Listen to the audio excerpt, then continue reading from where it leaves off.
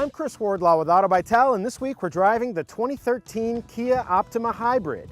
Now this is a mid-size family sedan with a gas-electric hybrid powertrain designed to compete with the Ford Fusion Hybrid, the Toyota Camry Hybrid, and clean diesel models from Volkswagen.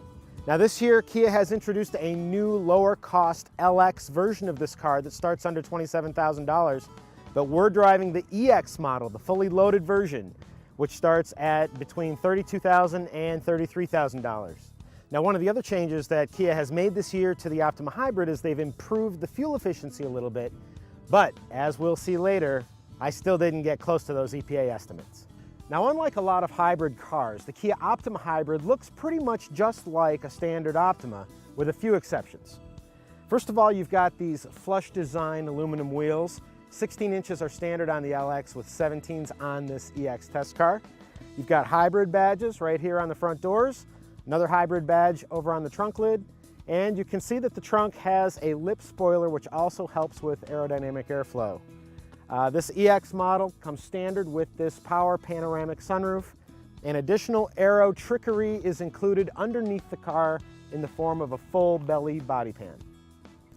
Now the Optima Hybrid is a good looking car, but it only comes in 3 colors. That's black, white, and this satin metal color that is more like a silvery gold. I'm not crazy about it, but I'll tell you this, it sure hides the dirt. The Kia Optima Hybrid has got a 2.4 liter gasoline 4-cylinder engine. It's paired with an electric assist motor, which is powered by a lithium polymer battery pack that is fed by a regenerative braking system. Now what that means is you never have to plug this car in. The batteries automatically get recharged from the regenerative braking system, which captures energy that would otherwise be lost when you're braking or coasting with the vehicle.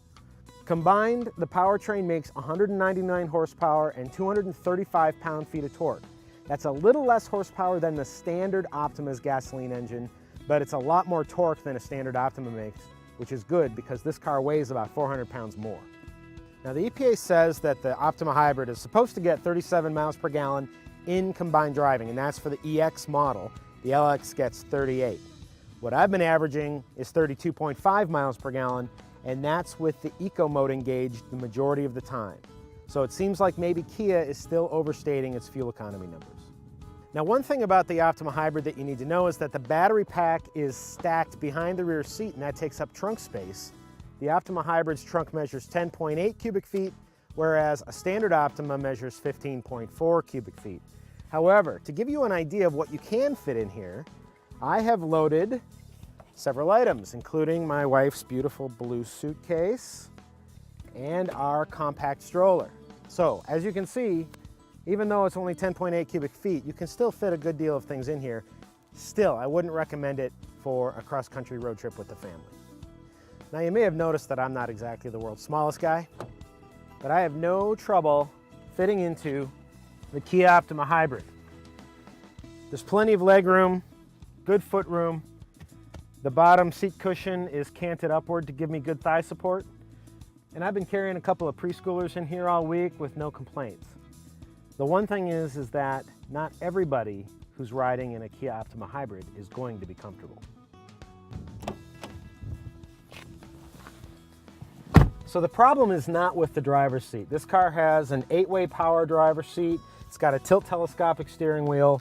It's even got heated and ventilated front seats and a heated steering wheel. Those things all come on my EX trim level test car. Rather, the problem is with this front passenger seat, which has no height adjustment at all, is mounted fairly close to the floor, and even though you might not be able to tell on video, every passenger that I brought into this vehicle wanted some way to raise this seat because they felt like they were sitting so low into the car, and it also made it hard to get in and out of the car comfortably. When you first start the Optima Hybrid, the car's in EV mode, so all the accessories will come to life, the screen comes to life, the gauges come to life, but it's silent in here. You don't hear anything because the gasoline engine's not running. So we just put it into drive and off we go. If you're light on the gas, you'll be able to keep it in EV mode and operate just on electricity.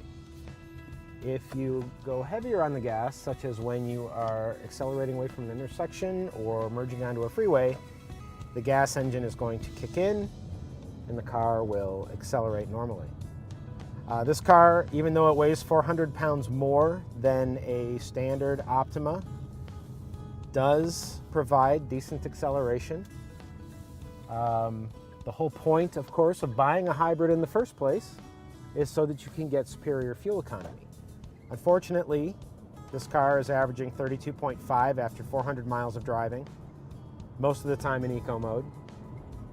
That's short of the 37 miles per gallon that the EPA says I should be getting, but it's a lot better than the 29.9 miles per gallon I got in a Honda Fit a few weeks ago. So, you know, without any effort at all, this mid-size family sedan is doing low 30s, which isn't bad, especially given its starting price of under $33,000.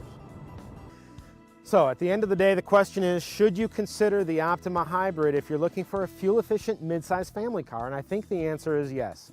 The car is great looking, gets great crash test scores, gets pretty decent fuel economy, and it has a great warranty. For Auto by Tel, I'm Chris Wardlaw, and I'll see you around the next bend in the road.